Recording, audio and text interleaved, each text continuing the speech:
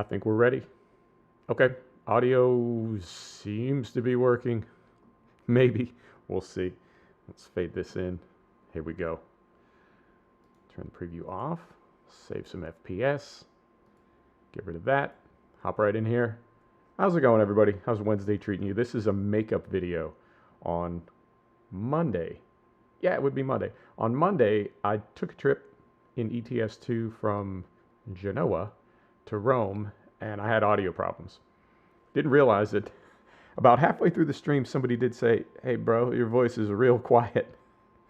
So I bumped the game audio down a little bit, and I bumped my mic audio up a little bit, but they didn't exactly make it clear. When they said your voice is real quiet, what they meant was, I can't hear you at all. And the reason they couldn't hear me at all is because my mic was on, it was on the wrong channel, basically. So this is a makeup video. I'm really enjoying Cattle and Crops, and we will be playing more of that not too very long from now, but I did want to make this video up for you. So we're back in the Actros, and we do have another one of the ownable low-loading trailers. This is, I don't know, I'd say this is the biggest one you can get. It's the one with it's the longest one. It's got the most axles on it. And then there's another, well, you know what? Hang on. We got time. We're not in a hurry. So we've got this one that's on here. And then we've got this other one that is, I think it's not quite as long.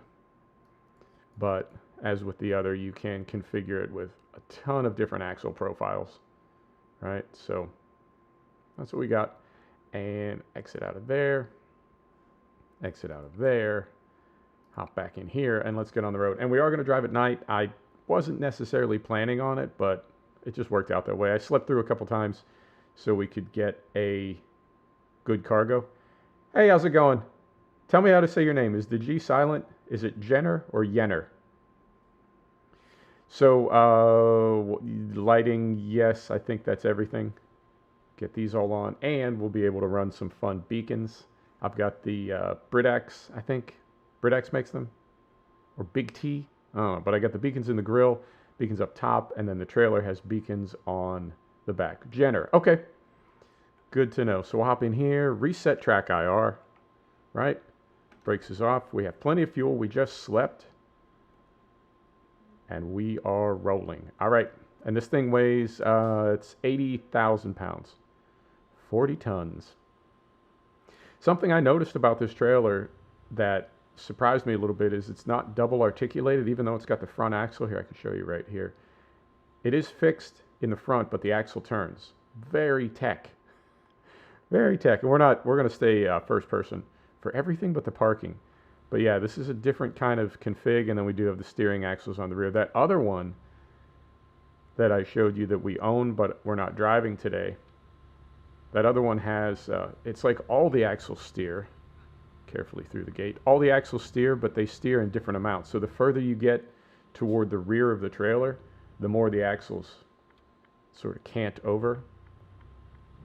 But yeah, I'm liking these. I don't know. I was sort of expecting them, and I had forgotten that we do have low-loading trailers in ETS. I tend to think of them more as an American thing, because I don't know. I just think the cargos are bigger in America, even though they're not. I just feel like the trucks in ETS are more compact, the trailers are more compact because the roads are tighter, the cities are tighter, and American trucks have that more highway aspect, more of a distance aspect. So, not the case, but just one of those things you get in your head and you sort of lock into it. But there's plenty of big cargos and plenty of big trailers on the ETS side as well. I don't think we're ever going to get the glass trailer. I think it's just not going to happen. I don't know why. They've given us just about every other trailer, and you can get it via mods. But the glass trailer, that's the grail. They're just going to hold out on that one and never give it to us. So yeah, and I'm trying to think all the stuff that I talked about with you on Monday that you didn't hear, because I was literally talking to myself. I was sitting here in my office playing a video game for an hour. Talking to myself. It happens. What did I just say? We don't need fuel. We don't need fuel. So cattle and crops, I guess, would be the first thing. I really am surprised. And I said on Discord the other day, I almost didn't reinstall the game. I almost just took a pass on it because I've had kind of a rocky history with Cadillac crops, and the things that I was reading about, whether or not it would be done for V1.0, whether they would really complete the game or whether they would just kind of slam dunk it through there, and then getting involved with UIG really made me, I don't know, kind of leery. UIG it's a different kind of company. Can't say that I'm a big fan. And Topleat's same. But I did reinstall it, and I'm really glad that I did. And you know what? I'm always happy to be wrong. It's something that I've learned in life. It's okay to be wrong. And in a way, it's something you can sort of embrace, because that's the only time you learn things is when you're wrong.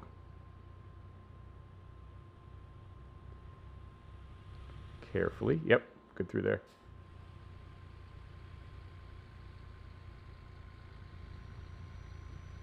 Yeah, I agree. It does, and I'm glad that I was wrong, and I'm glad that I reinstalled it. So we will do more of those videos. I'll do one not tomorrow. Tomorrow's going to be Train Sim World 2, but we will do another Cadillac Crops video on Friday to wrap up the week. So, yep, that is it. It has been a big surprise. I will admit it, and I'm very I'm happy to be wrong.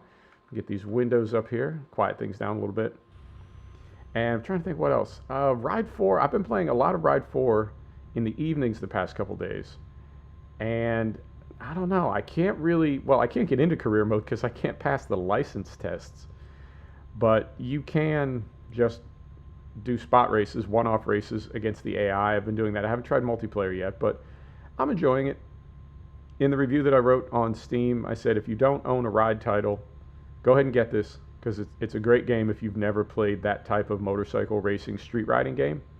Go ahead and get it. It's a great game. If you already own Ride 3, wait for it to go on sale because it is very, very similar to Ride 3. So it is a good game. For them to release DLC on day one, milestone. What are you doing? What are you doing? That's content that obviously could have been included with the game. It was done. And they already have it as DLC. I think that's a fast pass lane there, and we could probably go through that, but I'm gonna not take the risk. Let's slip this in here. Let's put our window down carefully. Looking at both sides here. Yeah, we fit. This thing isn't that wide, but it's definitely long. All right, there's our little keypad. Open that up. Here we go. That was odd. It's like we were caught on something. All right, we're rolling. And what else is going on? The Western Shore 1.1 or 2, whatever Bullet Bill is going to call that. I thought maybe it was releasing today, tomorrow. I haven't heard anything else about it. I took a look on Simply Safe Mod's website. I got to reach up here and get our window up. There we go. I took a look on the Frontier Designs Discord, and I took a look on Simply Safe Mods, and I didn't see it there. So I don't know if, I don't know. It's a rumor. It's an internet rumor. So who knows? But definitely looking forward to that. And I will continue to play Farming Simulator 17. I love the maps. I love the game. I always have. And I'll keep playing that. But I feel like Cadillac Crops is providing a really nice sort of counterpoint to Farming Simulator. So that is cool. What else? Another DLC for Train Sim World 2 tomorrow. That's going to be 2 in like 2 weeks. And the Isle of Wight DLC is not bad. There's nothing wrong with it. It's just very, very different. It's a very short route. It's 8 miles long, and it uses repurposed London Underground trains from the 1930s. So that's different. I would say it's, I don't know, it's a very specific kind of route. So I'm going to need to get more particular about what carefully, ooh, it did not want to track around there. It's a little scary. Fortunately, nothing in the other lane. Yeah, I'm going to need to be more selective about what I get for Train Sim World 2. I don't think I'll be able to continue buying every DLC. My my hard drive just won't be able to take it, because that game is already, well, Train Sim World 2020, before they switched over to Train Sim World 2, was nearly 200 gig on my hard drive. So gotta be a little bit careful there. Yep, we drove up this ramp when we left Genoa last trip, the lost episode, the no audio episode. We drove up this ramp, and this is a crazy kind of fix. It's like a 360-degree climbing spiral to get you from the road that we were on all the way up and over, and essentially make a left turn by going right. All right. This game does look good at night. I must admit, I love it at night. So yep, the new DLC is Munich to Augsburg, and it is a high-speed route, but then there are also local trains. What's going on down here? It's a high-speed route. It's got the ICE, but it also has some local service as well in, oh, is that the 185? It's not the 185. It's a new loco. It's a new train set. But it's very similar to, I want to say, the 185. And what else is going on? Dirt 5 in a couple weeks.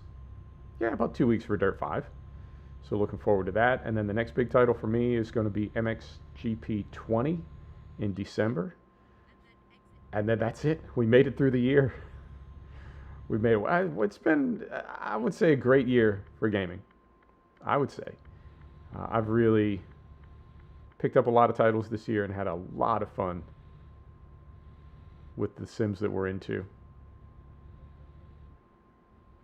Other than that, 2020 may not have been the best year, but I think it's been a good year for sim gaming. All right, try to slow it down to 40 there, and then back to 80. They're bouncing us all over. And what else? Oh, we'll get Iberia and Colorado as well. That'll be hopefully in November sometime, because both the 1.39 patches for ETS and ATS, both of them are pretty lightweight, I would say. They bring in some trailers, and there's a new UI, and they say they're getting the game ready for bigger things that they want to do in the future. And then obviously they would need to build all the integrations and ramps and connectors and everything for Iberia and Colorado. But it seems like these are not the biggest or most comprehensive or most challenging, maybe not the most challenging patches to get implemented. So I'm hoping, I think we will have Iberia and Colorado very, very soon. I'm really looking forward to both of those. Looking forward to Iberia, because it'll finally be after 8 years. And I'm not complaining. It's been a fun process. And it's not like I've been hating the game waiting for it to be done. But it is European Truck Simulator. And I feel like it will finally be just about all of Europe. Because we'll have from Scandinavia all the way down to the Mediterranean. And from the Atlantic all the way to Poland. And that's just about all of Europe. They do need to add Ireland.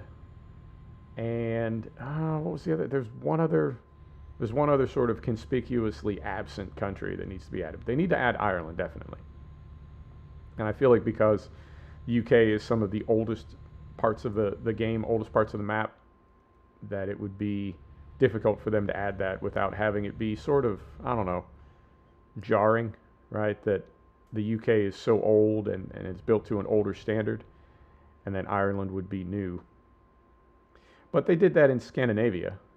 I want to say they did that in Scandinavia. Yeah, they released the DLC, and then later they updated and added to the DLC, but didn't make you buy it again. So they could do that. Just add Ireland to base game, or even release it as a DLC. I'd pay for that.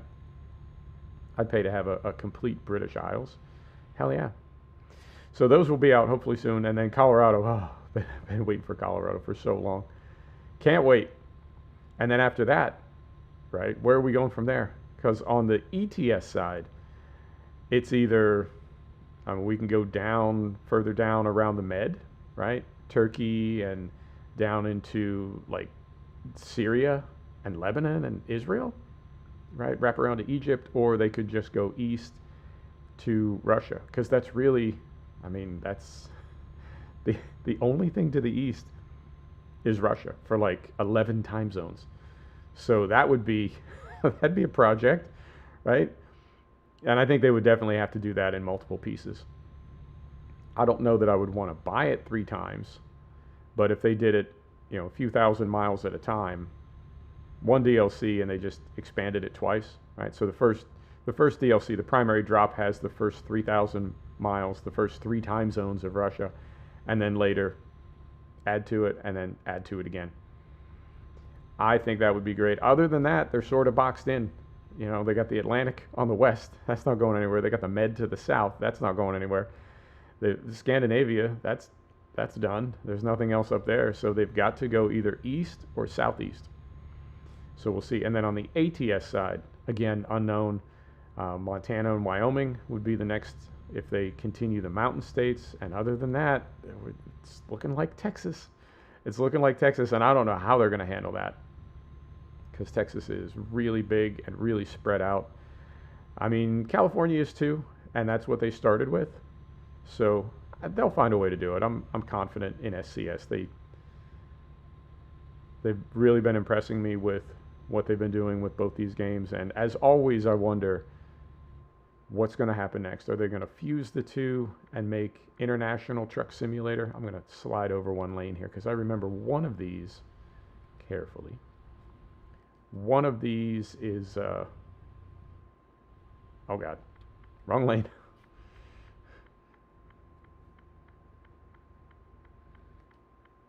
Interesting. Okay, so we have to exit here. Yeah, one of these, the rightmost lane is exit only. All right, it's a detour. Imagine that. Every single trip I take, we get a detour. I don't mind, but I can't get the detour probability low enough to complete a trip. Texas. Yep. So we'll see. We'll see what they do with Texas, and oh yeah, what they're going to do with the entire game next. I don't know if they're going to finish the U.S. At this rate, it would take another 5 years. And at that point, Prism 3D, the engine that these titles are built on, would be 25 years old. And it already doesn't take advantage of technology as far as threading and, you know, different rendering and different APIs. It's a 20-year-old engine, and it already doesn't look great. I can't imagine if it was a 25-year-old engine. So I think at some point they're going to need to, I don't know. I don't know what they're going to do. I mean, if they redo the game, none of the DLC that we've bought will work. So then the question is, do they stop making DLC and focus on making a new game? Or do they, oh dear, now we got problems. They're just going to flip us around. Let's go through here. Let's get through the toll here. And then take a look at the map. We'll pull over to the side here. Take a look at the map and see how we want to reroute, because it looks like they're just sending us right back where we came from. And that's no good. So we'll go right here, get down to a good gear, pay the toll. Here we go. Yeah, Italy and France are both, they're taking all my money. All right, so I'm going to pull right up here, and whoever's behind me is just going to have to wait for a minute. So we'll set the brake, and let's open the map up. And if we zoom in a little bit, we want to go, why did I think we're going to Trestina? We're going to Terni. Okay. Can we get over this way? Yes, we can. All right. That extends the trip out a little bit, but you'll have that. All right, we do, I don't like that. We do still have to turn around. I'm trying to avoid this gate right here. So they sent us, we came down this way, and they looped us around. I suspect that this is just going to send us back where we came from, and we may end up, this happens periodically with the AI, not the AI, the GPS rather, where it can't figure out, oh God, it can't figure out where to send you, and so it just loops you back around to wherever you just were.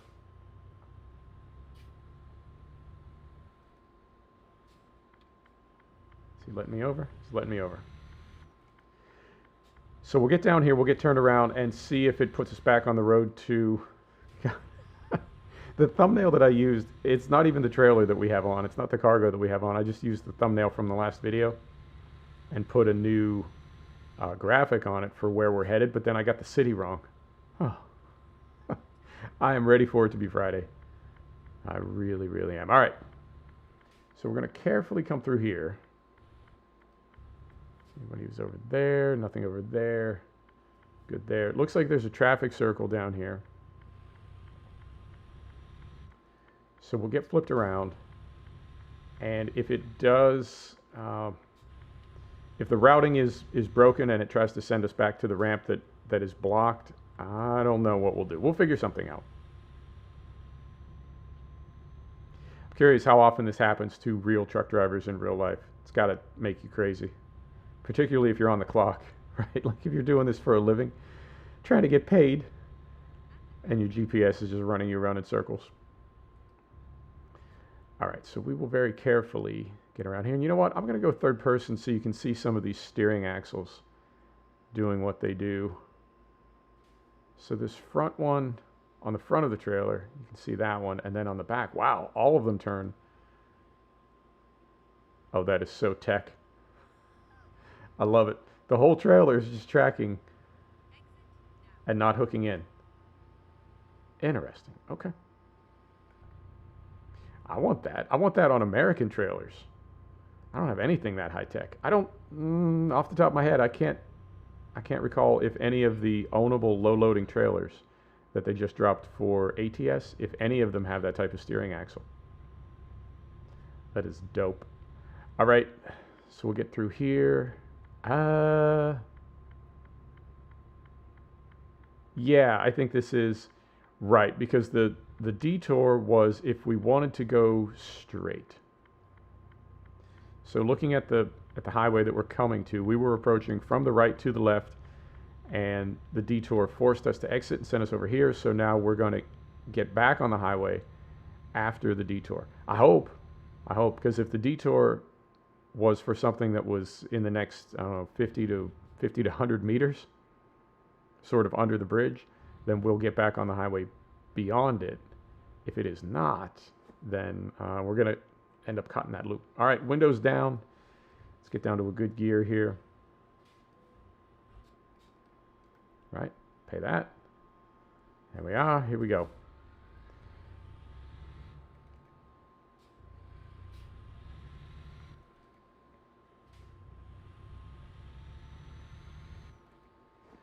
All right, window back up.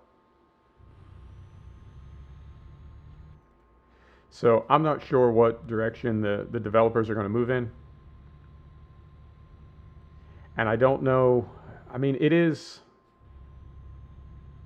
painful when you spend a lot on DLC for a game that is abandoned. And when developers move on to the next title in a franchise, whether we want it to be or not, titles get abandoned. It's just the way game development works. There's no way to get around it. So if we buy DLC, and we've already got, like I said earlier, we've already got essentially all of Europe now with Iberia. But on the US side, we've only got the western third of the United States. If we were to buy the rest of the United States as DLC, and then we got ETS2, right? That stings. And there'd be no way, I don't think there'd be any way to make the DLC compatible, because whatever engine they build the sequel on, it's going to be much more up to date and look a lot better and play a lot faster. And I just can't imagine that DLC working. Can't imagine any way to port it over. So yeah, that's something to be curious about. How much DLC before we get the next title in the franchise? And if it was anything other than Prism 3D, I think there would be more options, but it's a 20-year-old engine, and it's really, really limited in what they can do with it. I'm amazed that they can make the game look as good as they can, but at some point I believe they're going to hit a wall, and they just won't be able to improve the game anymore, and they won't be able to take advantage of contemporary processors and graphics cards. And at that point, it's just kind of stagnant, you know. But like Cattle and Crops, this is not. It might not be the best looking game compared to other 2020 titles, but it's so engaging, right? It's like Farm Sim 17 for me, with the drama in Italy today. What's this guy doing? What is this guy doing? All right. Like FS17, you know, it's not the newest title in the franchise. It's just somehow engaging. It's immersive in its own way. And I don't know. I mean, I think I have about 60 titles, and it's really interesting to look at all of them, you know, spread across the whole spectrum of simulation gaming and some shooters, and realize that all of them engage in different ways. There are very few titles that I have. We have green light here. That looks red. That looks red. These are all red. Oh, God. I'm going to wait till this is completely clear. Are all these? Yeah, I think all those are closed. All right. Well, I would have liked to have seen them sooner, but I'm glad I saw them at all. All right, let's sneak back in here.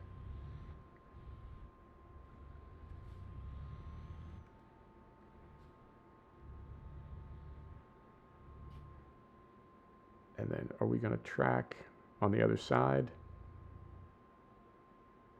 Oh, look at steering axle. Putting in work back there. Tracking right around that guardrail. Don't hit anything. Beautiful. All right, we made it.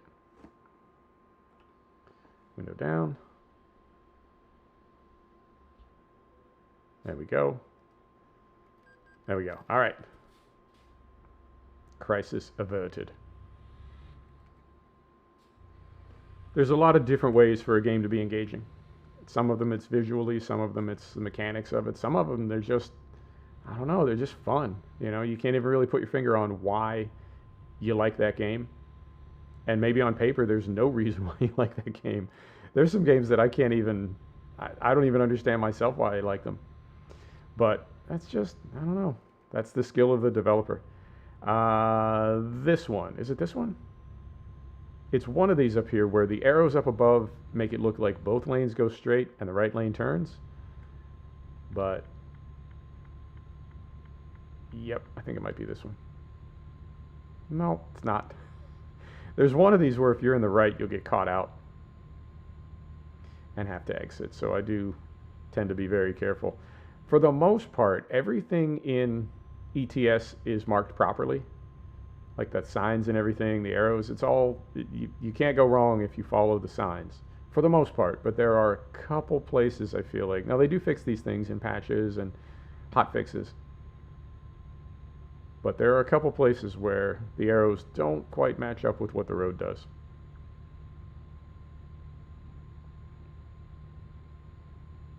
All right.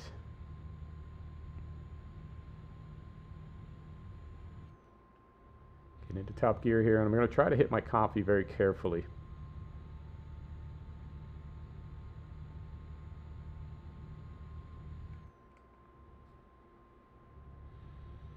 Maybe not.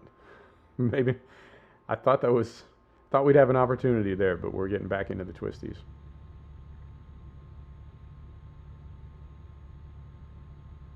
I'm also trying to, at some point I would like to do the string theory of sim gaming. I'd like to harvest a crop in either farm sim or cattle and crops. Get it to market, right? Put it in an intermodal container, however grain is transported. Then do an intermodal trip in train sim, then do an intermodal trip in truck sim.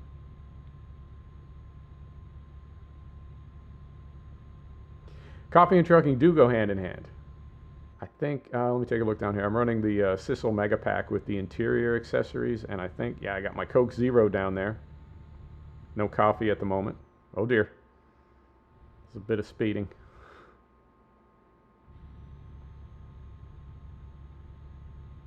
I think if I was on the wheel it would be easier, but I am on a gamepad steering with the left thumbstick, and I'm left-handed, so I keep my coffee on the left side of my desk.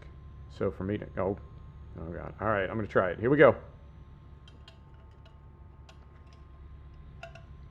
All right, that was extremely dicey.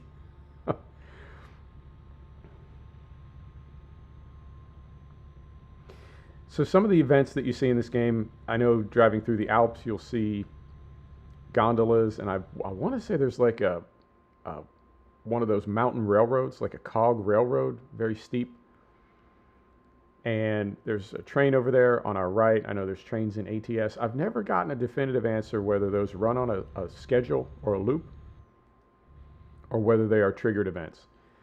Because you seem to see them a lot, but knowing the developers and wanting to keep the game surprising, I guess. What's the word I'm looking for? I feel like every time you take a trip in this game, something unexpected happens in a good way. And it's like sometimes you see a train, sometimes you don't. And I feel like if they had these set up where you proc them, that would sort of take the fun out of it, right? Like if you saw the same train at the same place every time, that's no fun. It just feels scripted. But then other times I feel like, yeah, I think I see the same train at the same place every time. So I've never gotten a definitive answer on that. I mean, either one is okay. It's no deal breaker. But yeah, that's so cool with the train out there. Because you know when that happens in real life, I don't know what it is about that. You just feel this, you just feel this connection with the train. Makes me feel like a little kid riding somewhere with my parents and just seeing all the amazing things outside the window. I don't know what games are going to look like in 5 years or 10 years with VR and everything else that's coming our way, next-gen graphics, next-gen consoles. I mean, when I look at the games that I grew up on and the things that we did not have, right? Like in all of our driving games and all of our racing games, we didn't have any shadows. And you don't realize it till you get them, how important they are. Oh, right on. Oh, it's a great game. Let me know what you think of it. It's a fantastic game. One of my all-time favorites. And when you don't have shadows, you don't miss them. But then once you see them in a game, once you see them in a sim, you can't ever be without them again. It's just so immersion breaking to not have those. And let's see up here. We have to get over. We do not. Beautiful. And there's so many little details like that. And I'm curious if, as we continue, as gaming continues to evolve, I'm curious if we get to a point where things like subsurface scattering and soft body modeling on physics. Oh, careful. Oh, okay. So you're longtime Euro trucker. Right on, man.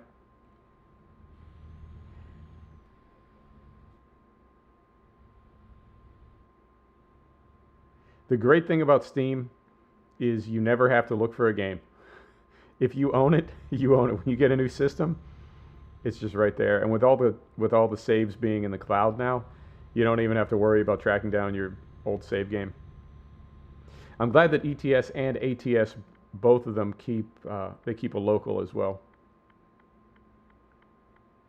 Oh, right on. So you're a real trucker? How close is it?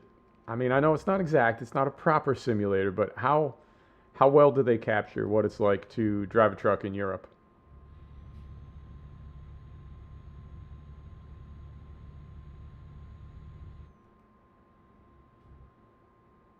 Slow down. Yep, we're at 60 right here.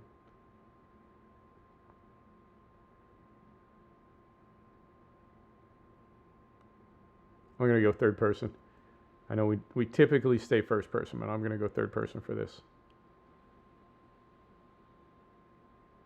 I love it. Fiona, what's happening? How's your afternoon? Afternoon? Evening. How's your evening going?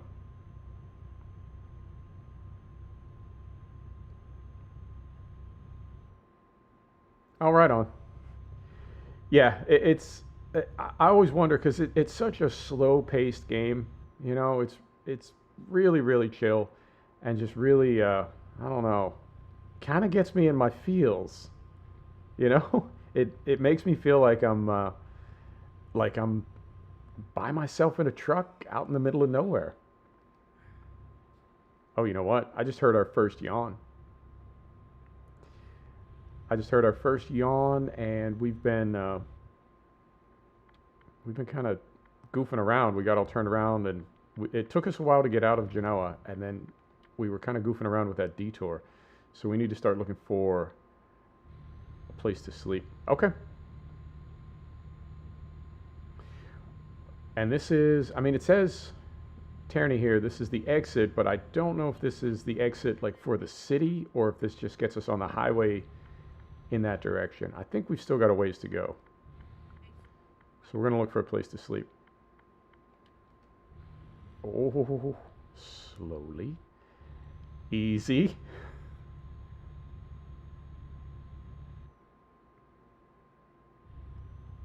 Traffic is better in real life. Traffic is better in ETS than in real life. Yeah, I imagine that would make you crazy if you were trying to make a living. I'm just trying to do my job, man, and you've got people in cars doing dumb things all around you. That would make me crazy. All right, let's get out of here. Good gear, good gear. Over here. Wait for this bus. All right, here we go.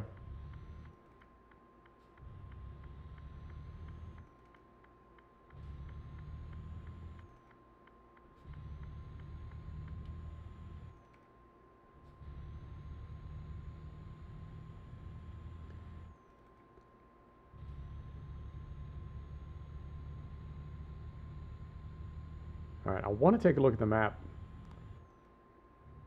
but I think I'm going to wait.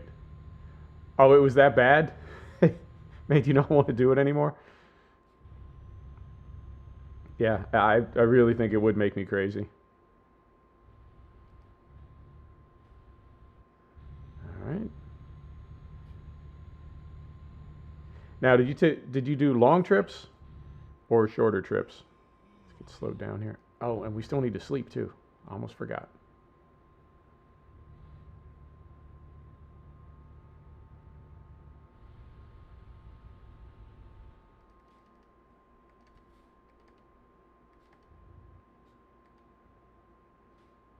All right. And while we're waiting here, I'm going to hop outside again.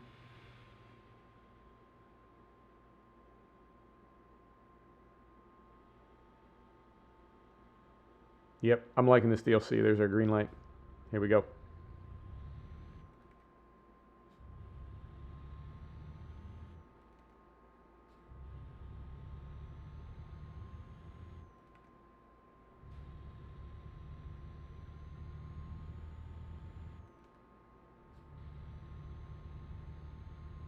And we're at 70 through here. Okay.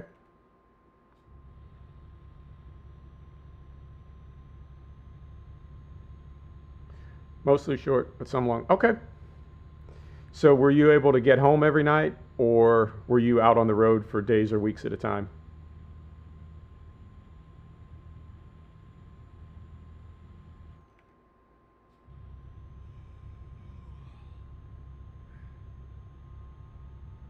And I don't think, off the top of my head now, I can't even remember because I'm so scattered. I can't remember if we just passed a place to sleep. I don't think we did, but we need to find one relatively quickly. No worries. I can translate chat. For the most part, I can.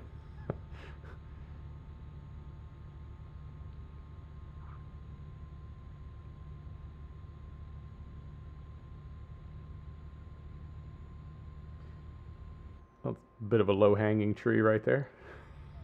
Someone needs to come out and trim that. All right, we didn't get, we've yawned 3 times, but we haven't gotten any of the pop-up warnings yet, so I think we've got a little bit of time. Wow, this really does look like Italy. I mean, these buildings help, but even those trees on the way in are those. Oh, they're not. I can't remember the species right off the top of my head. Is it species? What would that be? Ah, there's our first warning. All right. What's a tree? Yeah, that's a species, isn't it? But they have that very distinctive look when you get into when you get down toward the med.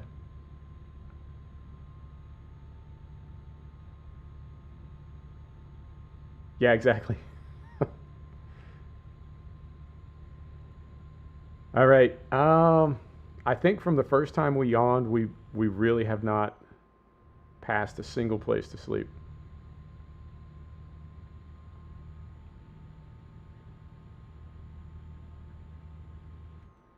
Okay. I mean, that's a different take on it. Whether it's more important to sort of like blow yourself up to get home or to stay at a hotel or something but get more sleep. Ah, that's a tough one.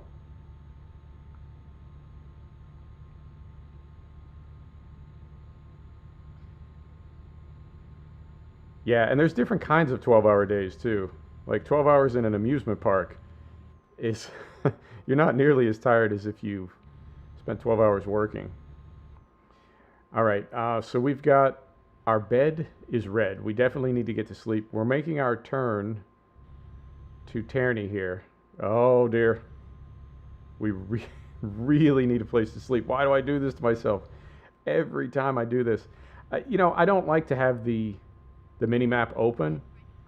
I feel like that kills the immersion, but I could use like a sleep countdown timer in the sat nav in the dash. Just oh, okay. That's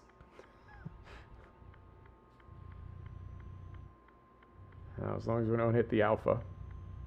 All right. Yeah, that's one thing I would like to have in the sat nav. It's just a countdown timer for when we need to sleep.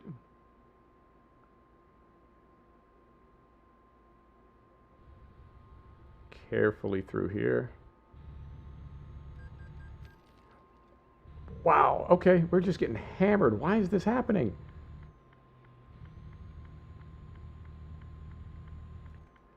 All right. Wow, this seems really accelerated, right? Like in the past, it's maybe taken a little bit longer to get tired. We just absolutely went off a cliff with the fatigue cycle. Huh. All right.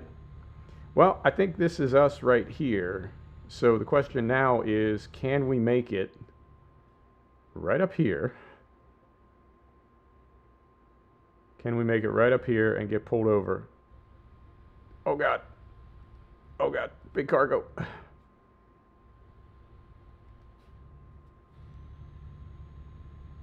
Yep, I used to run the sound fixes pack, and it had a different sound for the sleeping and the cash register. Like when you get fuel or when you get a ticket, it had a different sound for it that I preferred. Now, I think once we get within city limits, the time compression will drop back down from 15 to 1 back down to 1 to 1, so we won't get tired as fast, but we need to get around the bend here before we fall asleep. All right, nobody behind us. There's also a mod with a really creepy yawn. If you don't like this one, you really wouldn't like that one. All right, see, I don't understand because we yawned a couple times with no warning. Then we got fines, and now we just got another warning, but we didn't doze off. I feel like it is maybe a little bit out of sync right now. All right, or not.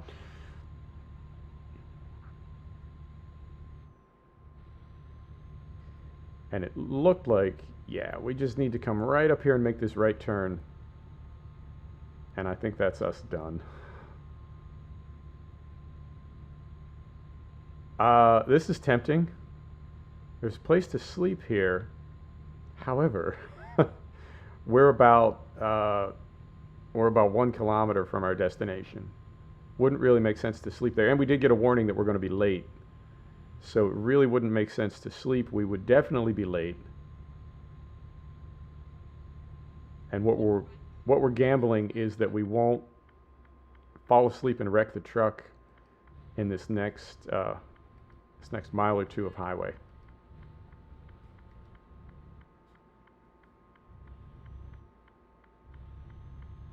Easy. All right. I think we made it. I hope we did. It's not a Halloween yawn. It's just a ridiculous yawn. I think it's designed to be extra annoying.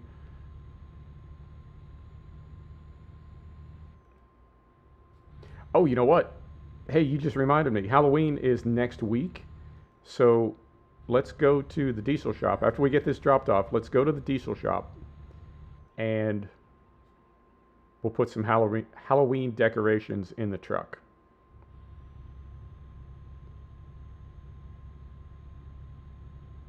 All right. This was a bit of a ridiculous trip, I have to say. The first part of it went really, really well, but the end of it, not so good. All right. Let's get some windows down here.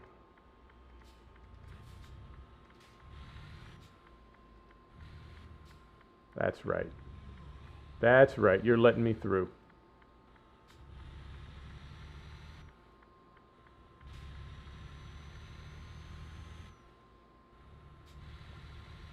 Now, the final problem on this trip is I have to back this trailer up with all of the axle steer. I don't think I've ever done that before. Yeah, I know. I don't know how to get rid of it. I've got really loud fans. I've got a liquid cooling system and it's got big radiators and really loud fans. It is one of the things that I need to sort out when I build my next system or my next studio. So I do apologize for that. Let me see. How do we want to do this? I want to go over here. Yeah, maybe. Here. There's always a way to fix this.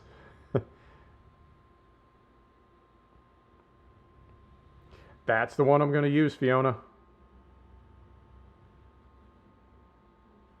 All right.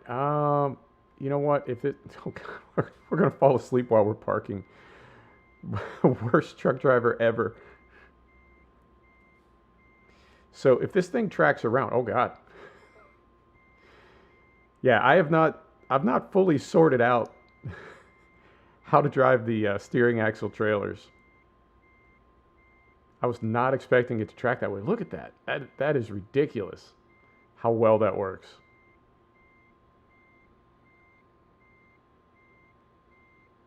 That's amazing.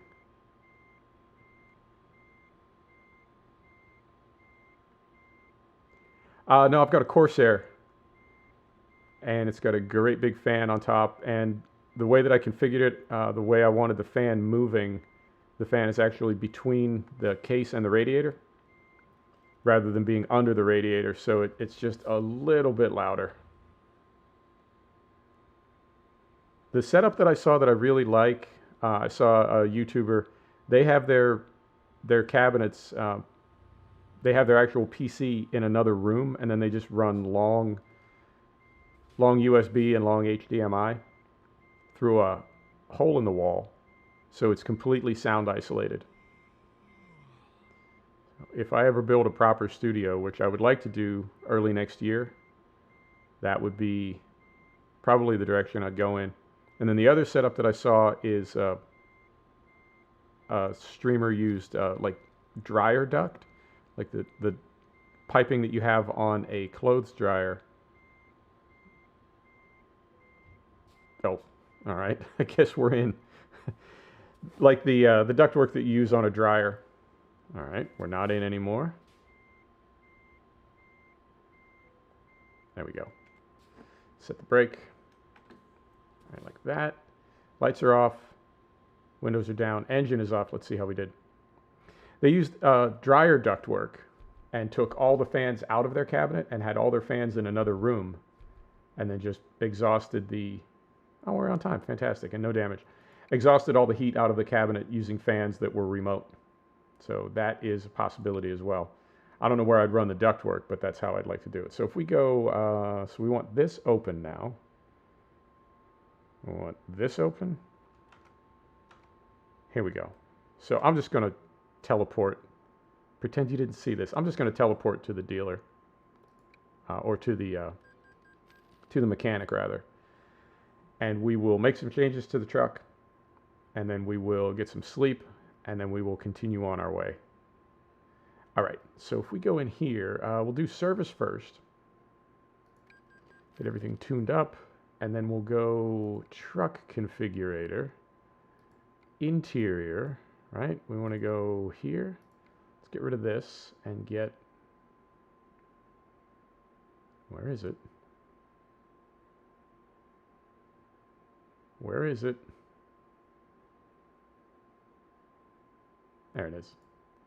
We'll get that going. And I think that's all we need to do. Yeah. Right? So we'll do that. And now we need to find, is there a garage that we can buy here?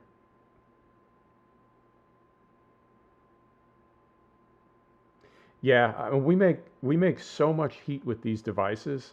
I think we like lose sight of the fact that we just generate heat, and we typically do it in rooms with the door closed, right? Because our significant other doesn't want to hear us gaming.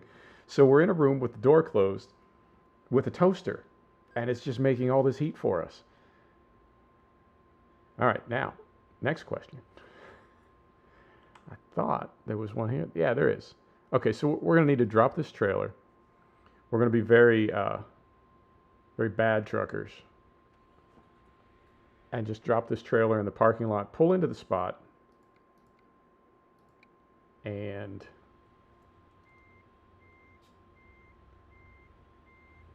yeah, we're going to park in all these cars over here. Just dump the trailer right here, so we can get some sleep. Jenner, have you seen the thermal profile on the new Xbox? If you go to Digital Foundry, if you go to the, oh God. I just fell asleep pulling into a parking space to sleep. Never done that before. All right. Finally. At last. Windows are down. Right? Parking lights are on because we're going to wake up in the middle of the night. Engine is off. Here we go. If you go to the Digital Foundry YouTube channel, they've got thermal testing on the new consoles, and they run hot, unbelievably hot, as you would expect. I mean, the processing power is just unbelievable, but they run very, very hot. So I think we're going to continue to have not heat problems, but I mean, there's a lot of computing power in these systems, and computing power makes heat. So it is what it is. There's no way to get around it. But yeah, anyway, that's a very long answer. But I know about the fan noise, and I hate it. I really do. I need to fix it. All right. Take a look. When they do they put like a thermal scanner on it, like Predator Vision, and it is very hot. All right, so that is hooked up. Oh, I could have done that in cab. Been trying to do that lately. All right, that is hooked up. Set the brake, and now we're going to hop out here. Hop out here. Hop out here. Find us a job going south. Yeah, let's keep heading south. So we are here. Anything in Rome? Heading down into... Oh, that's interesting. We get 13 hours to get there. It's 40 tons. What about this thing? It's back up the way we came, but it's 50 tons. Is that the heaviest cargo we can get? I think it may be. Yep. What do you think? we can take 40 tons out to the islands, or we can take 50 tons back up the way we came. You pick.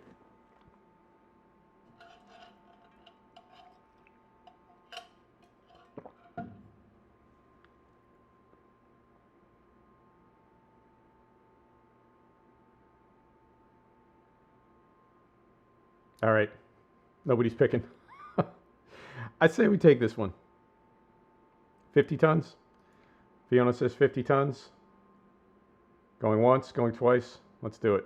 We've got 5 hours to get to Rome. I don't think it's that far, so we should be okay. All right. So we'll hop in here. Lights are on. Lights are on. Put her in gear. Brake is off. Here we go.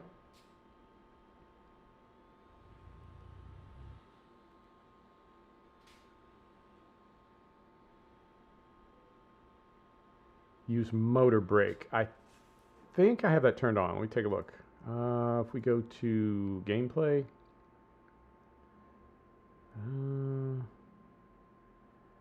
Automatic retarder and automatic engine brake are on. I don't have enough. I'm on a gamepad. I don't have enough thumbs and fingers to do those manually, but I do have them turned on.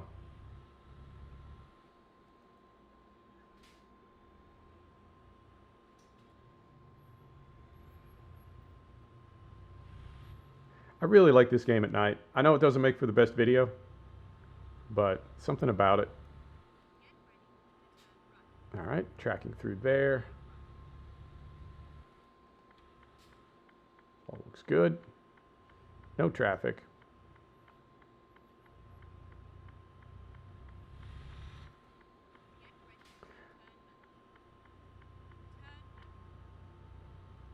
All right, now, question for you. I think you both play ETS. Do either of you have ATS?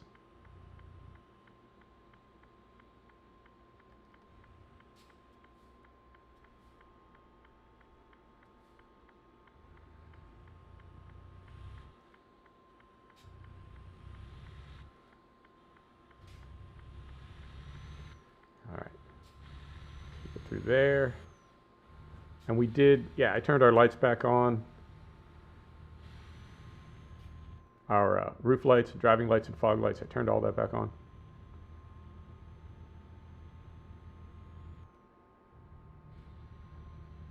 Okay, cool. Because it seems like a lot of people play one or the other. And I mean, some people have both, but it seems like a lot of people have a preference, and that's just kind of what they stick with. But I like them both. I think they're, for being really similar, I mean, they're both trucking simulators. But the terrain and the equipment and the cargoes, everything is just so different. I like the variety. All right, so we're going to sneak right through here.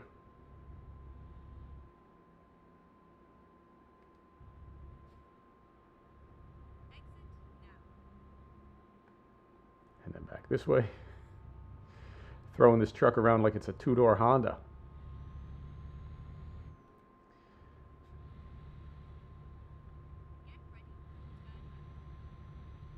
Okay, all right. I've got about 300 hours in each of them, so you've definitely got me beat.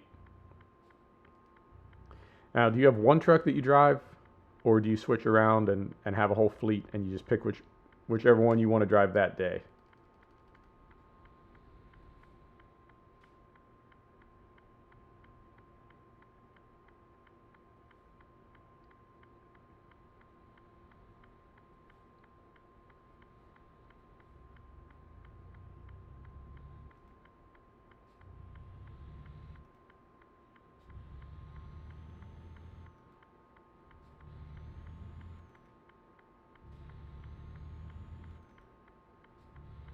All right. Oh, and I need to get rid of our mini map here.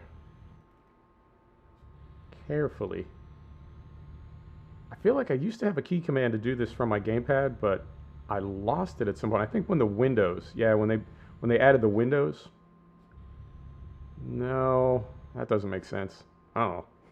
Anyway, let me snake an arm through under my microphone, around my steering wheel.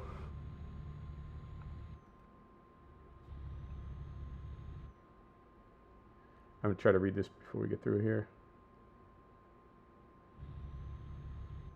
K100. Yeah, that's an odd truck. They don't in the U.S. We're not allowed to have cab over anymore. I don't know why. It's I guess they're not safe in the U.S. or something. I don't know. But there's no more cab over in the U.S. So that is really a novelty to see that style of truck. But I know all the European trucks have the cab over style.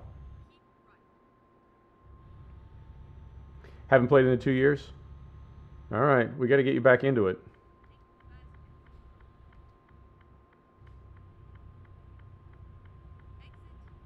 All right, right through here. Whoa.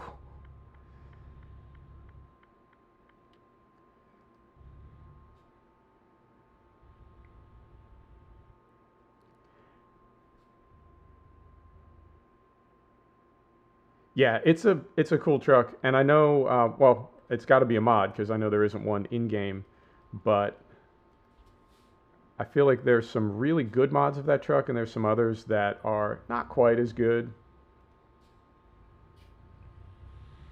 But if you get the right one, if you get the right K100, it's an amazing truck. All right, so window back up.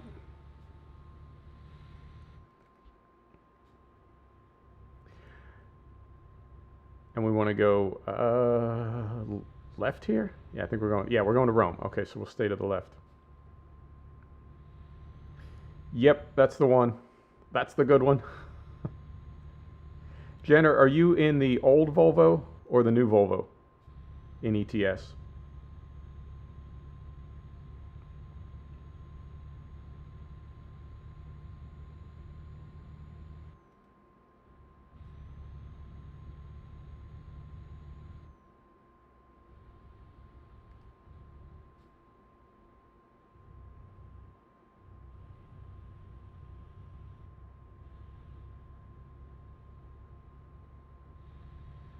All right, I'm going to try to read this when we get back down here.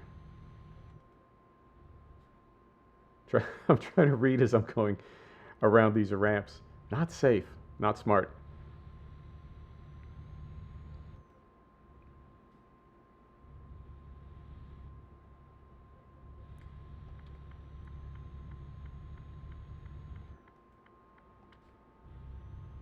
Okay, interesting. So it's to keep the overall length of the truck reduced.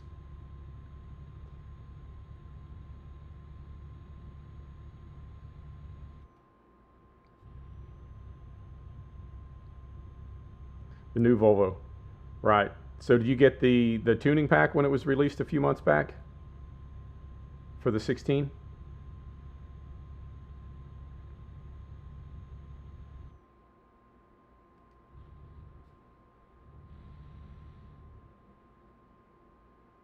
I think they need more of those. And I would really like to see more of those on the ATS side. I have to think that there are companies that make truck parts and truck accessories that would be able to work with SCS to get licensed products into the game. Because I know American truckers really like to hang stuff all over their trucks, and there aren't that many slots on the American trucks. And then the slots that we do have, there's not a lot to put in them. At least from base game, you can get mods, but I'd like to see more licensed stuff like they have on the European side. More tires, more, I don't know, accessories.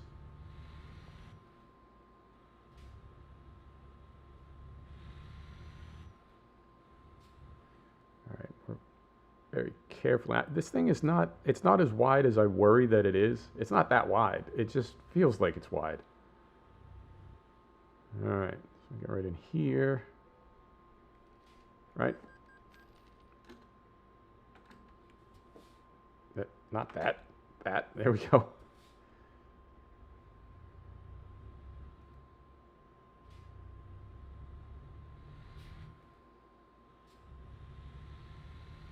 Well, good.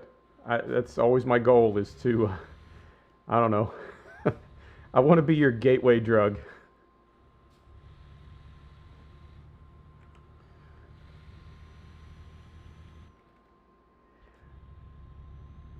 Yeah, anything that I can do to spread the word about what's going on in gaming. And it's, I don't know. I think a lot of people they stop gaming after they graduate from college, when they settle down, when they get married, when they have kids, they stop gaming, and then they sort of lose track of what is going on in gaming, and they're just not aware of all these things. For a lot of people, gaming is sort of frozen in time for them at whatever era it was when they were gaming when they were in college. And they're just really, they don't know all the cool things that are going on with gaming. So that's one of the reasons that I got the channel going, is just to keep people aware of what's happening and let people see what games look like and what DLC look like, and I don't know, my 2 cents worth.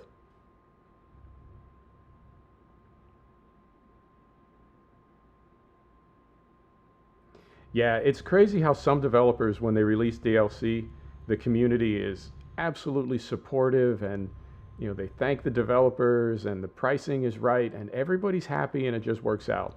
And other developers release a DLC and people are like, "Oh, this is a cash grab. You don't like your customers. You're just after our money." And I think a lot of it comes down to the way developers communicate with their audience.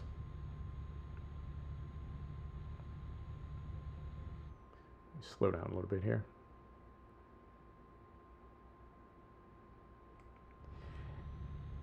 Yeah, and the thing is, I would never want to like push my hobby on anybody or tell anybody who's not into gaming, "Oh, you need to try this." I don't want people to do that to me, and I would certainly never do that to any of my friends. But at the same time, knowing that there are sims, something like Flight Sim, or the racing sims that I play, or truck sim, or anything, that if you don't have the time or the income to get a pilot's license, but you really love flying, just to let people know, hey, there's a sim it's not flying, but it's very, very close. It is the next best thing. And you can do it in a spare hour here or there, and it's not going to cost you a ton of money, and it's not going to take you away from your family every weekend. It's just something you can duck out and do now and then to relax. And if you think gaming is what it was when you were playing 10 or 15 years ago, it's not. It's a whole different thing now. And making people aware of that, or telling people about games and titles that they don't know about, it's something I really enjoy doing. And I don't want to be, it's not like I corner people at parties and start talking to them about gaming, but it's fun to see people's eyes light up when you tell them, you can drive this car on this track in a very realistic racing simulator, and they say, "Well, that's my favorite car. I've always wanted to drive one of those, but I know I never will." Well, no, not really, but the next best thing.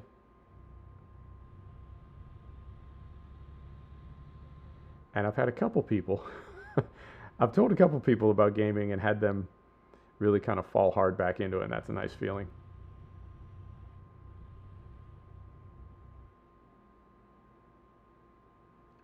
All right, let me sneak around here. Oh. All right. So Rome really is like Rome. Tricky. I haven't hit anything yet. That is always my anxiety when I'm doing a live stream, is that I'm going to hit something. Tickets are bad. Hitting things, much worse. Whoa, easy.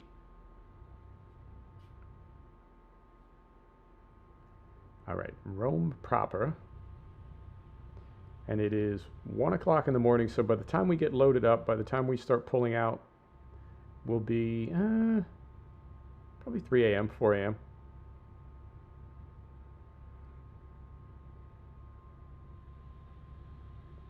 And I'm going to, when we get to this traffic circle down here, I am going to straddle the line. I know that's not the best etiquette, but with the AI being what it is, I feel like it's the safest.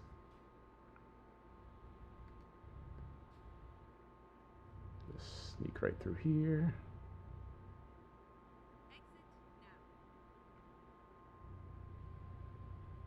There we are. And I'm not worried about discovering everything in this profile. It's a test profile, so when 1.39 comes out of beta and all the mods are patched up, we'll just go back to our other profile. So we don't need to get all the dealers and all the recruiters.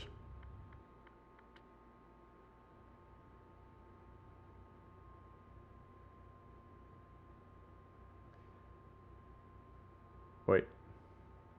Hang on. I'm going to read that when we get down here and get loaded up. Turn right. Okay.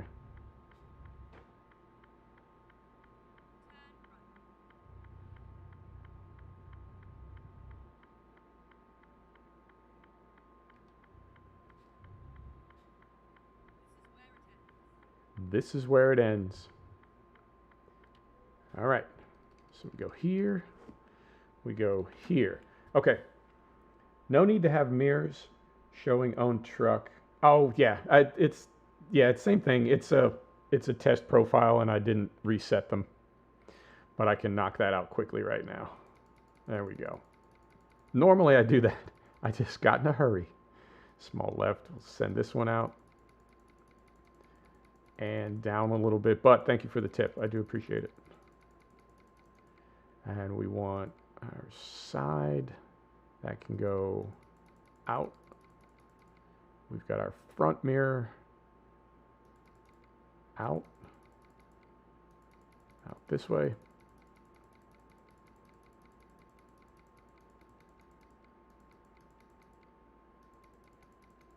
You get fines for not having your mirrors set properly?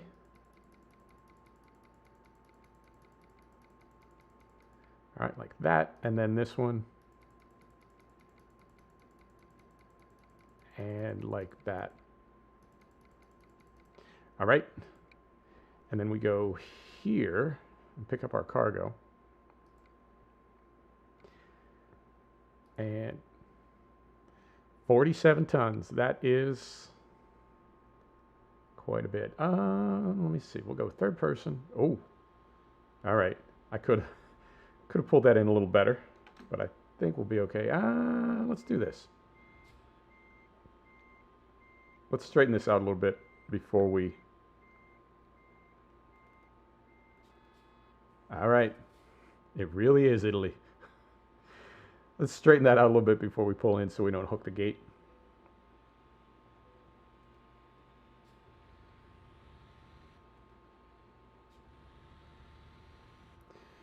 And now, let me see. We need to do this a little bit differently with the steering trailer. I feel like we can be over at a more of an angle and it will still track over. So it's like we don't need to straighten it out quite as much as we normally would, right? So even like right there, I think we can get it to track all the way over. Maybe. Yeah, got away from me again. The other thing that's tricky about these is they don't like to jackknife at the very end of your swing. They don't necessarily want to jackknife over. They want to keep like turning and tracking. Yeah, like right there in a non-steering axle trailer, the rear wheels would have essentially like stayed put and the front would have rotated around, but in this case the whole thing rotated. So, all right, I mean 2 swings, it's not the end of the world. I'm not super happy about it, but I'll take it. All right. Now how'd that happen? Oh, steering axle.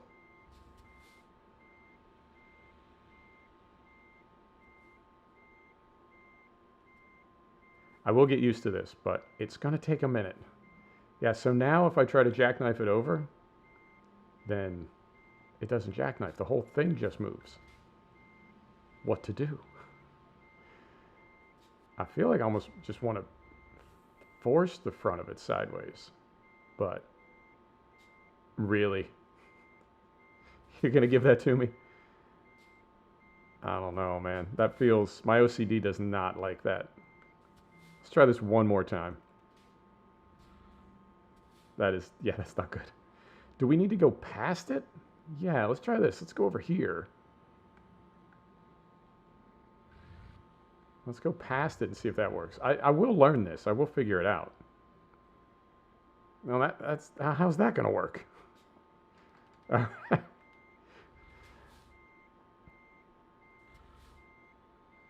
Really? All right. That is going to take some getting used to. I would never have thought. Wow. I would never have thought that angle is the right angle to get it in there. And it's also completely different than what I'm used to on the ATS side. Interesting. Okay. Yeah, that's a very odd kind of mechanic for that. I mean, I'm not saying that it's wrong or not lifelike or anything. It's just going to take some getting used to. Right. Parking lights on. Windows down. Brake is set. Let's. All right, we're almost out of brake pressure. Let's get loaded up, and we'll get on out of here. And as always, take a look. We've got a 50-ton transformer. All right, here we go. Lights on. Axles are controlled by the connection angle on the truck. Interesting. Okay. I mean, that last swing, the one that worked, I just need to remember what I did to make that happen. Because when it did track, it felt very natural. It's just very unexpected. So I need to remember how I got the truck in that position in the first place so we can recreate that next time we need to.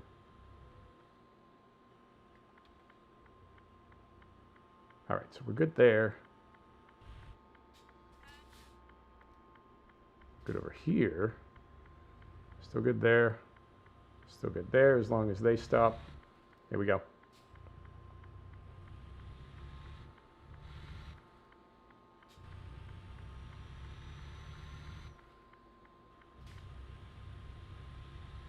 All right, so we need some beacons on. We need some windows up. Good there. Here we go. I'm really curious what changes they made to sound in the game. I know they've isolated the turbo now and you can adjust it on its own slider, but I feel like the only way they could do that would be if they separated out, right? Like they would have to make other changes to the truck sounds to have that on its own channel. So I feel like they've maybe not redone, but I feel like they've improved or altered the engine sounds in the game. And they seem to sound a lot better. They seem to have a lot more character to them. I mean, that was the reason I ran engine mods and sound packs for so long, is because the base game sounds were a little bit dead. But I feel like the truck sounds are really starting to get a lot better. And they didn't announce it. They didn't say anything other than the turbo slider. But it just, I don't know. It's one of those things that just seems different. Might not be different, but it seems different. All right. So right through there. We're good back there.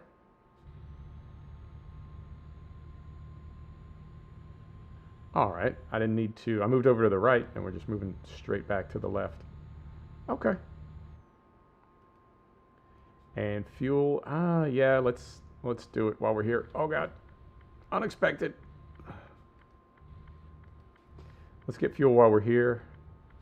The distance isn't very far, but I know these heavy cargoes use a lot of fuel.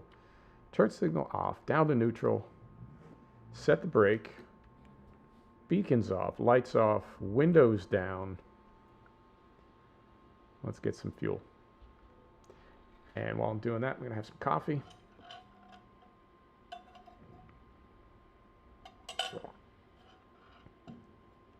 Oh, they really are.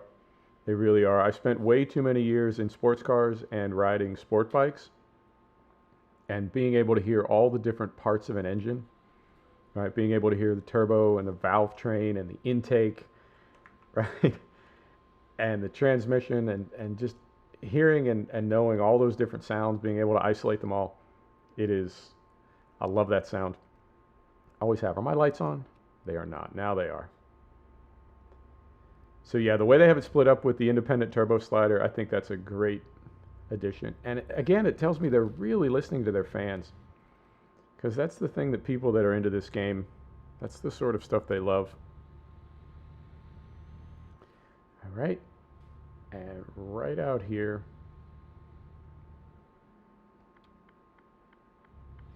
that truck is mysteriously stopped. I don't mind.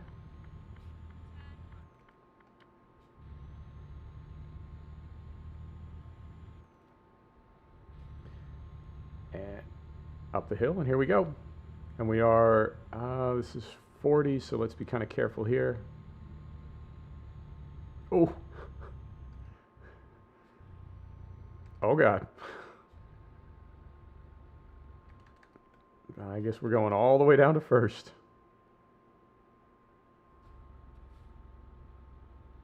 No. No. All right. So let's lock in the diff. All right. Good to know.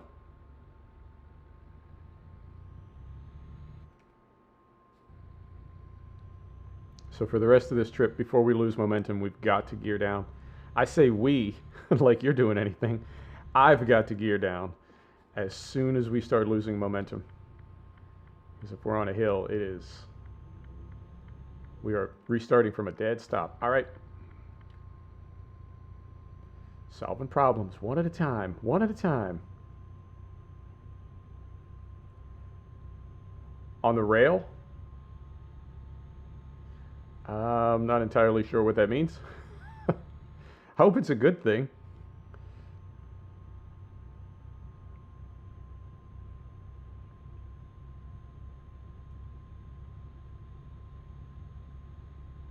Okay, good. As long as it's a good thing, I'll take it.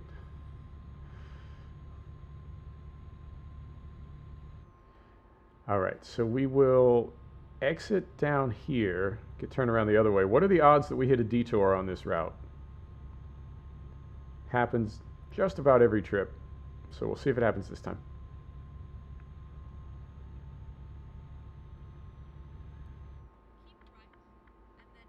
Oh, there's the glass trailer. I want one so bad. I don't know why I want one. I think I want one because I can't have one. Oh, careful. I think I want one because I can't have one. But I don't understand why SCS has never made the glass trailer ownable when they know everybody wants one. Maybe everybody wants one because you can't have one.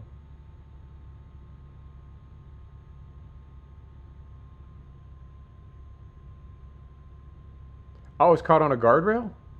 Oh, okay. I thought I just ran out of momentum and then had to lock the differential in. Okay.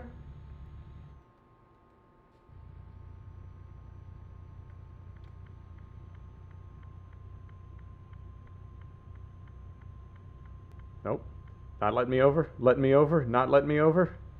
Letting me over. There we go.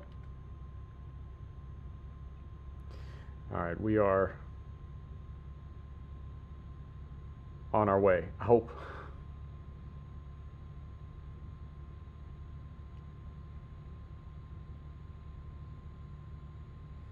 The one thing about the European trucks being cab over, I feel like the visibility and being able to get the front of the truck to swing it as far out as possible on turns makes it that much easier to track the trailer. That great big front end on American trucks, even with the drop nose, it can be so hard to spot that guardrail.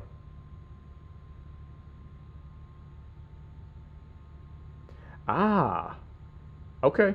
You know what? I may go, the next time we get to a turn like that, I may go third person. I try to stay first person for the immersion, but I may go third person just to kind of observe the trailer as we roll through there and see what it does. I want to sort that out. I want it to make sense in my head. All right, there's top gear. There is cruise control. And of course, here is an exit.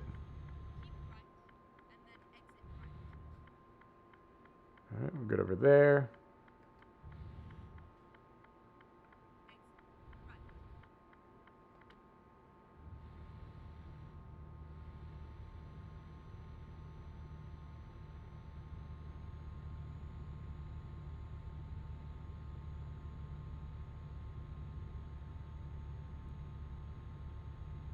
All right, so we held a little bit more momentum up there.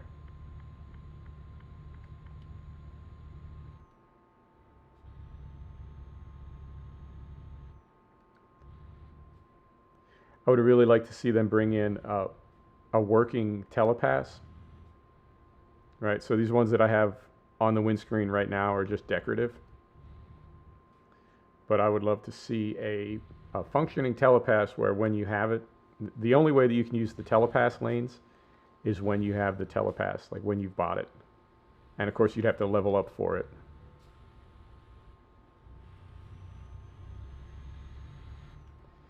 All right, here's our detour, of course. Maybe. Let's see what we get up here.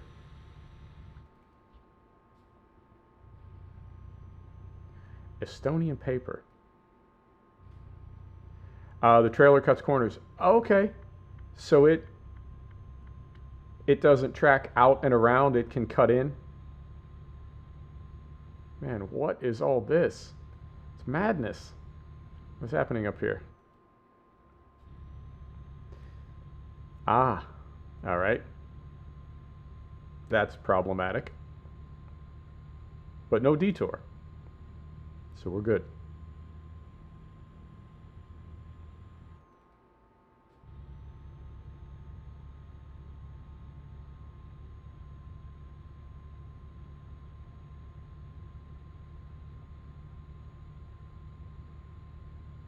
And it is, it's about 4 a.m. The sun comes up really early in this game. I feel like it's always summertime in Truck Sim World. I don't know if the game will ever have seasons, but if they did add seasons and they had the sun cycles as well, so winter in Scandinavia, you would have like almost no daylight versus summer in the Mediterranean, where it would be, I wouldn't say barely any night. I mean, the Med's not that close to the equator, but you know what I mean. Very long days in the summer. Oh, look at this sitting on the hill out in front of us. What? That's a really nice effect in the fog. Well done. That if they did have seasons in the game, it wouldn't just, like you'd see different, the leaves would change, you'd see snow, right? The roads would get slippery, that sort of stuff. But you would also have the length of days would be different. And if you were going to add in different length of days, then it would be different as you move north to south. I don't know if they'll ever bring that to the game, but I think it'd be fun if they did. And I know modders have brought that stuff in, but I don't know if base game ever will. So it's dark at 6:30 p.m., but the sun's starting to come up right now just after 4. I mean, does the length of the day change? You would think that I would know that if I've got 300 hours into the game. But honestly, I can't say I've ever like noticed that. Would that, that's not, the length of the days doesn't vary in the game, does it? I don't think it does.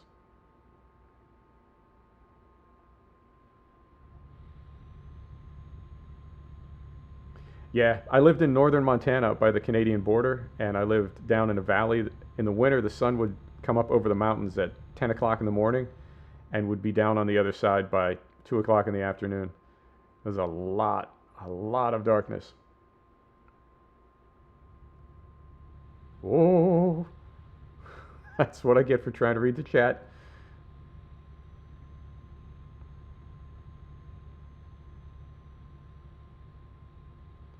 I got Track IR about 3 weeks ago, and I'm really glad that I did. I regret that I didn't get it much sooner. It really changes the way you play games, and it makes the sim titles that I'm into unbelievably immersive. Particularly flight sim and truck sim. It just feels like you're in a truck, you just look around. It's incredibly intuitive. Yeah, I don't think so either. I want to say that the length of days is fixed, but it does seem to be, I mean, it could be just a straight 12-12 split, but it seems like daylight is a little bit longer because it is, I mean, it's barely 5 a.m. and the sun is, I wouldn't say it's all the way up. I mean, it hasn't broken the horizon yet, but it's daylight. I can see just fine without lights. And about 8 or 9 p.m. So yeah, I think more daylight hours than darkness. So it's not a 50-50 split. I used to run the Polish winter mod, and it made it It made the nights very, very long. And we are good on fuel. Yeah, we're good on fuel.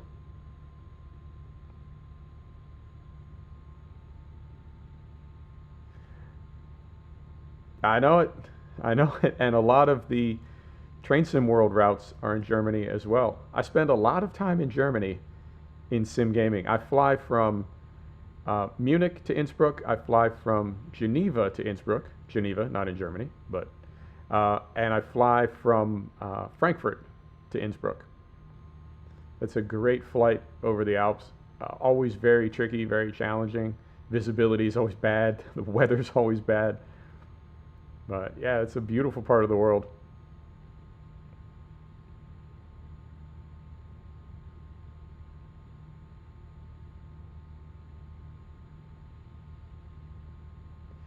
I'm curious how long it's going to be until we have cattle and crops maps. I suspect it's going to be quite a while. I think making a map for cattle and crops is going to turn out to be quite a task. There really aren't even that many vehicle mods and implement mods at the moment. So we'll have to see how long it takes the modders to get up to speed on that.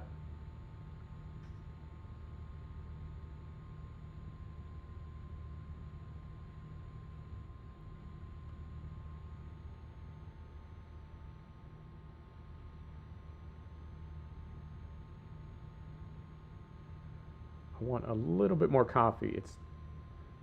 It feels just a bit too risky right now. You know what? This looks pretty straight right here. All right, we're gonna get straightened out. Oh yeah, it's perfect. Well, now we got brake lights. Maybe not perfect.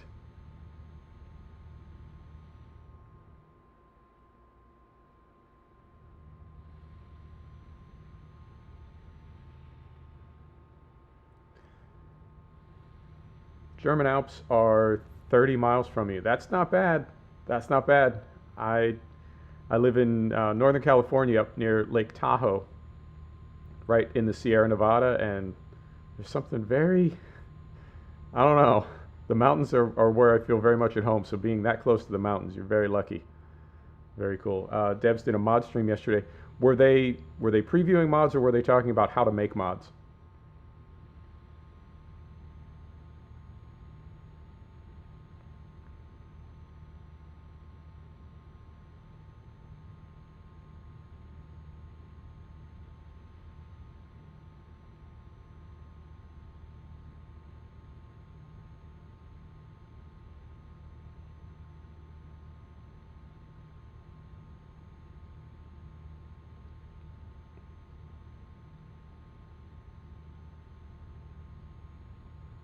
I feel like we could just about go around this guy, but I don't know.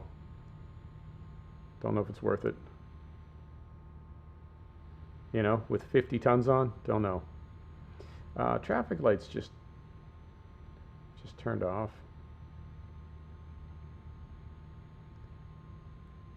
Oh, there you go. Uh-oh. Whoa. Mm. The AI certainly has its moments. Oh. Game, what are you doing to me?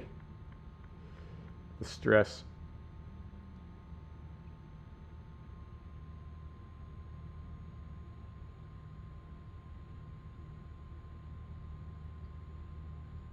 I'm going to slow down a little bit. I feel like we're going just a bit fast here.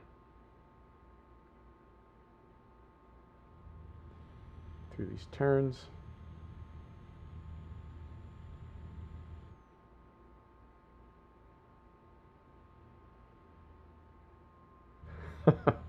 All right, I'll take a look for it and see if they've got a link to it on Steam. I saw just a few mods on ModHoster. I'm going to try to use ModHoster exclusively. If one of the developers of Cattle and Crops really does own ModHoster, which is the rumor, then I think that would be a safe place to get mods. I would hope. I know the Mod Hub, the Giants Mod Hub, I know they do testing. I don't know if ModHoster does that, but I don't know. It just seems safer somehow. It might not really be, but it feels safer. But I only saw a few mods so far for v1.0. There's some older stuff that I downloaded that didn't work, so I think they've made some significant changes to the game recently, and it broke the older mods. But there's only, at the moment, there's only like half a dozen mods for v1.0, which is really surprising to me because it's such a serious farm sim, and it's something that what I think of as serious sim farmers, they've been wanting it for so long that you would think a lot of modders would kind of hop on it. But I really do wonder if modders haven't moved on from farm sim after 19 and the way that all worked out. You know, with 19 being more in the, I guess, the console direction and a little bit less serious, maybe. I wonder if some modders didn't kind of abandon it, for lack of a better word, move on to other games and other sims.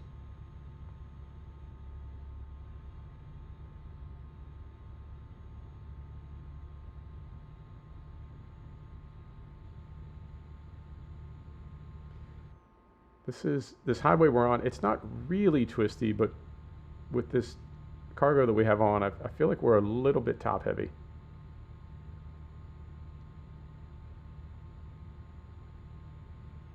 And I'm also not quite centering myself the way I want to be. There we go. That's a little better. I don't think we'll have to sleep on this trip. I hope we don't.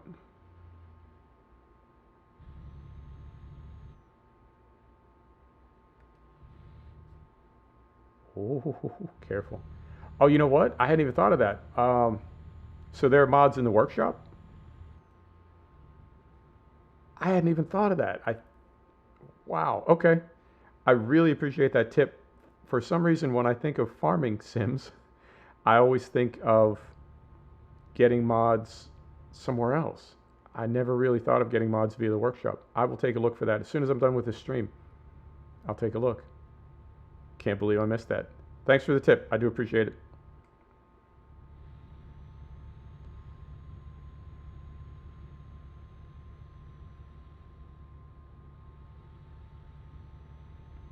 All right, and we are going, where are we going? Are we going to Verona? Hang on, I'm going to pop the mini map open here carefully.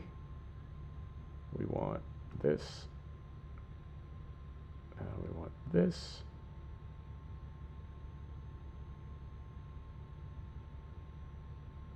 Okay, get rid of that. Oh, trying to multitask, and I'm going to end up wrecking my truck. Don't do that. So all these trailers, like that one right there, that's all part of the Cast Ikari pack, and I think that may be the best, the best trailer pack of any modder that I've ever seen on the ETS side. That's the mod that I keep updated as much as possible. Yeah, Jenner, you know you're more than welcome in the Discord as well.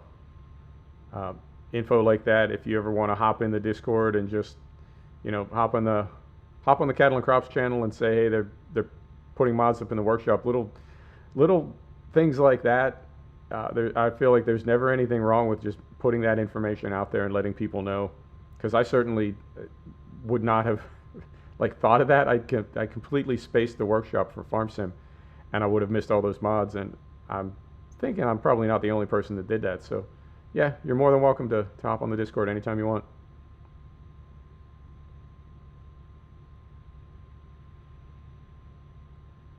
All right, and we are, yeah, speed limit's 80, we're going 80. Okay, we're good.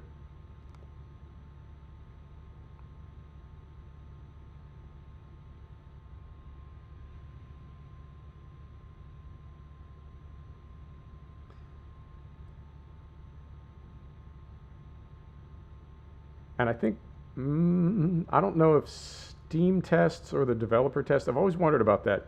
If you put a mod up on Steam, I think they just test it for viruses. I don't know if they test it for, you know, how well it works or whether it's stolen or anything. I think that just comes down to comments and feedback from the community. But for the most part, I have pretty good luck with workshop mods for like spin tires and mud runner and Euro Truck, obviously ATS. All right, and looks like we got to slide over here. All right, right about here.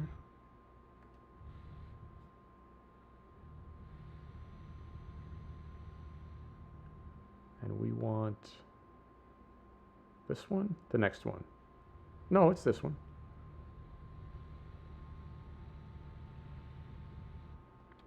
There we go. All right.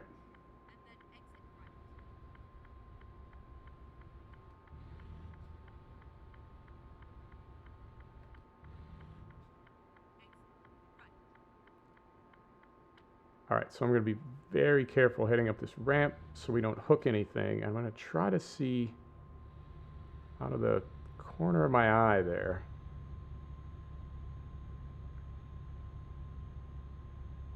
Yep, still okay. Still okay, yep, I think we're going to make it. There we go, beautiful.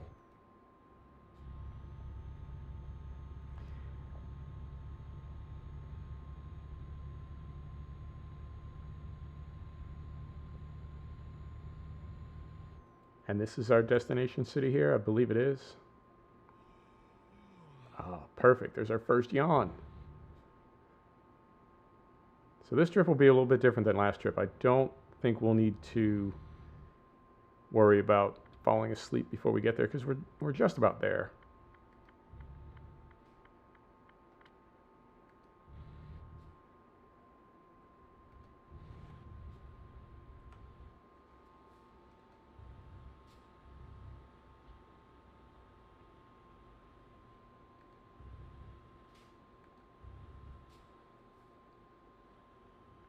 Right about here.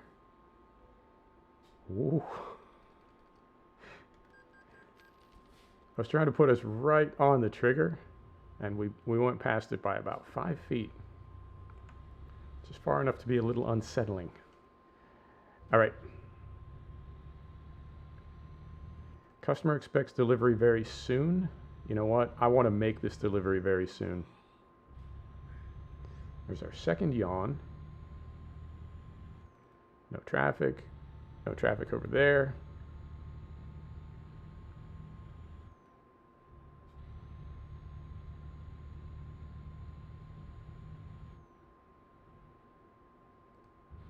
So I'm going to straddle the white line here.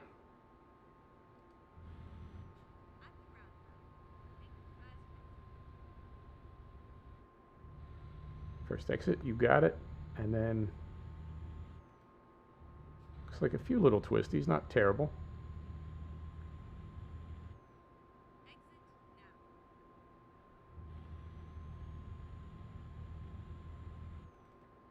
I like the volume of traffic I have on the map with 1.7 on the spawn.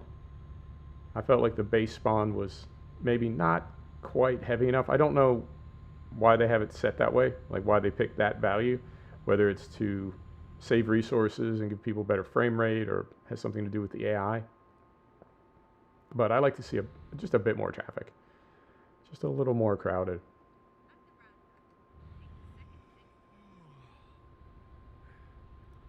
Ooh. I keep getting caught out on the brakes. And we're not going terribly fast, but this thing just really does not like to stop.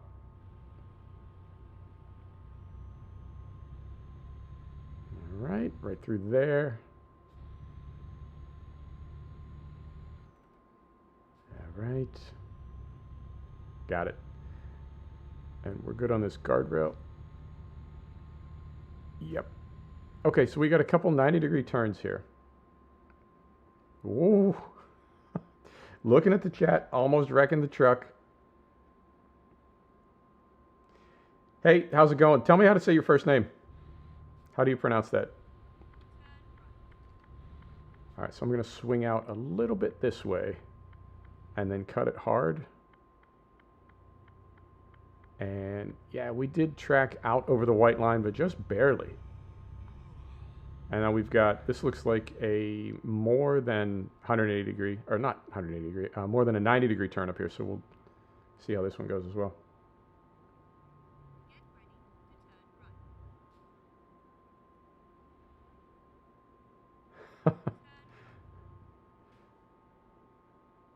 Is that a good thing or a bad thing, Jenner?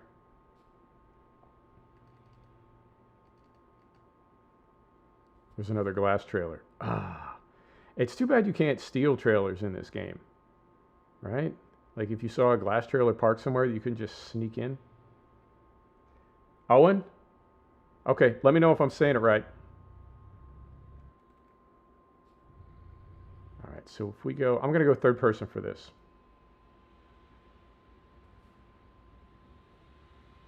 Just so we can see the way this tracks. Ah, there's a lot of traffic. 1.7, huh? All right. So if we come around this way.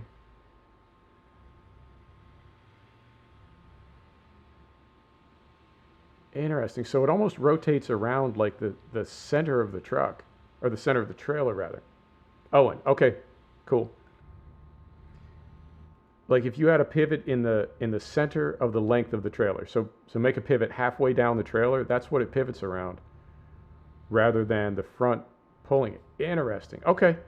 So that means we just need to sort of visualize that as our pivot point when we're backing it in. Ah, okay.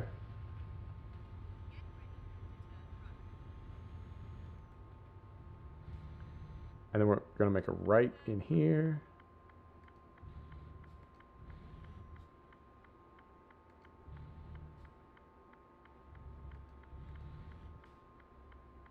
And like so.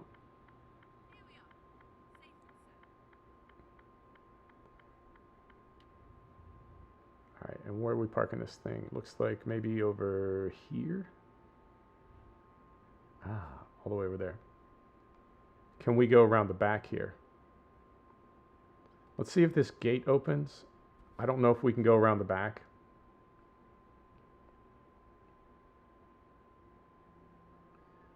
And I don't know if this gate will open or if it's just static.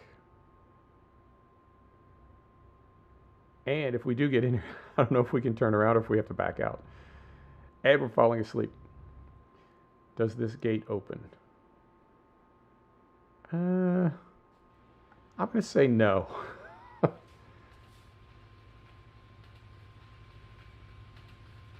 Yep, that is a static scenery item. So now,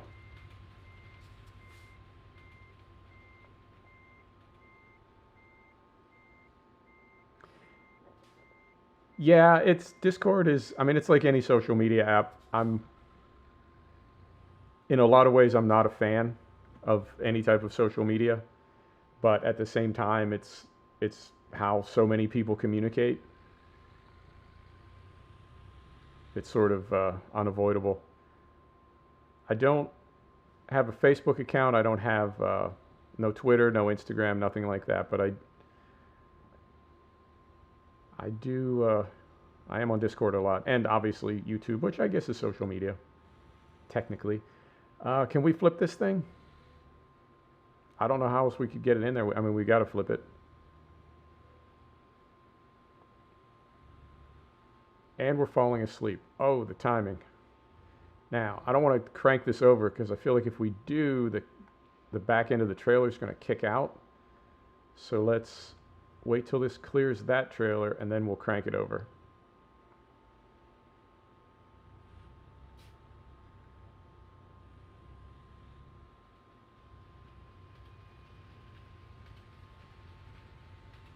Okay, so that's not bad.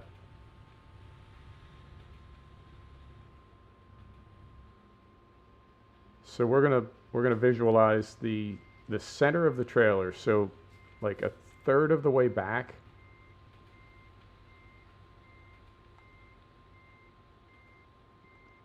Down the length of the transformer is where it rotates. So we're gonna rotate it then right about here.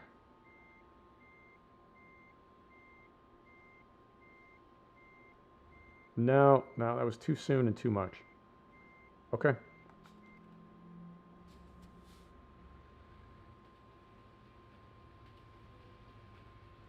Hey, no problem, Owen. Thanks for stopping by. Appreciate it.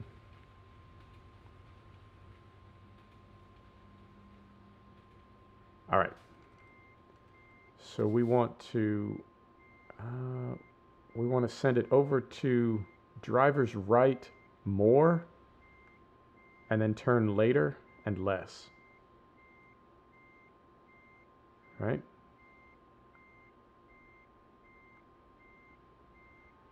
And then here? No. This is really tricky. It's harder than I thought it would be. But we're gradually like sidestepping our way to driver's right. So I feel like we're kind of getting there. All right. And then crank it all the way over.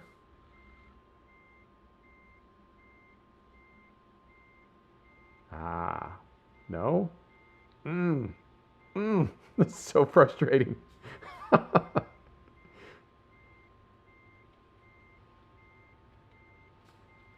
This is madness. Okay.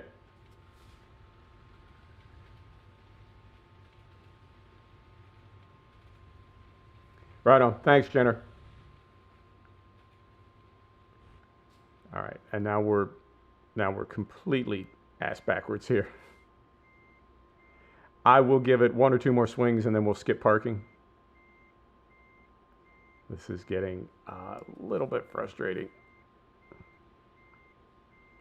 So we're good there. And then we just need to slide it over. Oh, we're going to run out of brake pressure too. There we go. Is that the one? That's the one. It's not pretty, but we're going to take it. Right.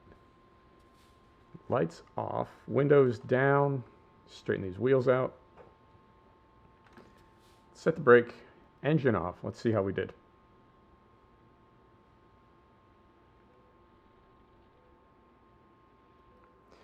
All right. We were on time.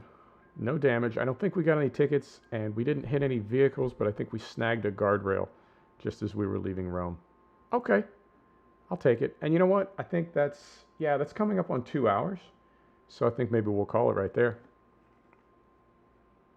Thanks, everybody. Thanks for checking out the stream. I do appreciate it. Thanks for all the comments. Thanks for all the chat. You're the best. I will see you tomorrow with, we'll do Truck Sim tomorrow, and then we'll do Cattle and Crops on Friday. Take care. See you tomorrow.